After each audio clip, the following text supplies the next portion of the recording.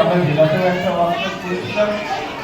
Actually যারা আপনারা রোজ কাজ করেন তারা জানেন এটা কি করণীয় আমাদের, তবুও আর একবার সকলকে মনে করিয়ে দেওয়ার জন্য বিশেষভাবে একটা মাঠ ধরে আমরা উদযাপন করি। এই পেশাগুলো একজন চিকিৎসক এবং বাচ্চাদের চিকিৎসা করে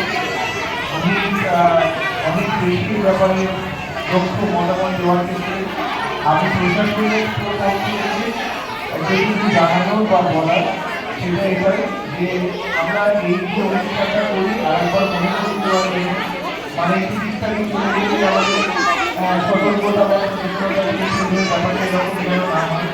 আমরা সারা বছর ধরে একইভাবে বলছি আমাদের সচেতনতায় সঠিক মাত্রায় কোনো অসুবিধা হলে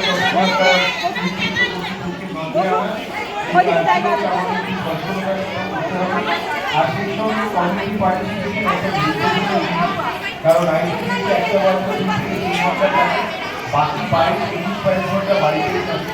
তো যতক্ষণ না একটা যতক্ষণ না তাদেরকে আমরা করতে পারি আমরা কোনো একটা প্রোগ্রামের উদ্দেশ্যে আমাদের লক্ষ্যে পৌঁছতে পারবো না।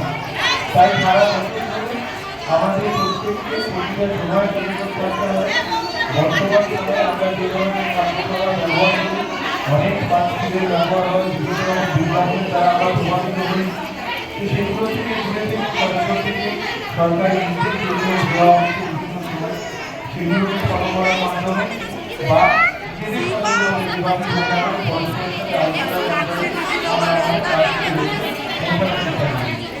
এটাই বলার আমি ক্লাব কর্তৃপক্ষকে জেলা অন্যান্য যারা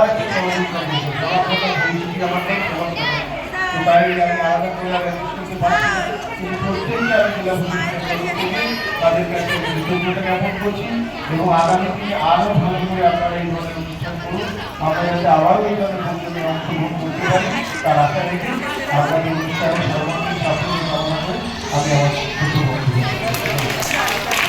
অসংখ্য ধন্যবাদ মহাশয়কে। আমরা এখন একটা বাচ্চাদের ছোট্ট নাচ দেখে নেব, তারপরে আমরা আবার শুনবো আমাদের তৃতীয় সালের মূল্যবান বক্তব্য।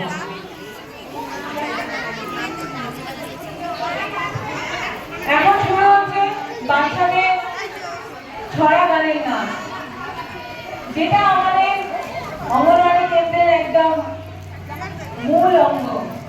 অর্থাৎ আমাদের যে 6টা সার্ভিস আছে তার মধ্যে প্রি স্কুল একটা, এবং প্রি স্কুলের মধ্যে বাচ্চাদের খুব পছন্দের বিষয় হচ্ছে ছড়া গান।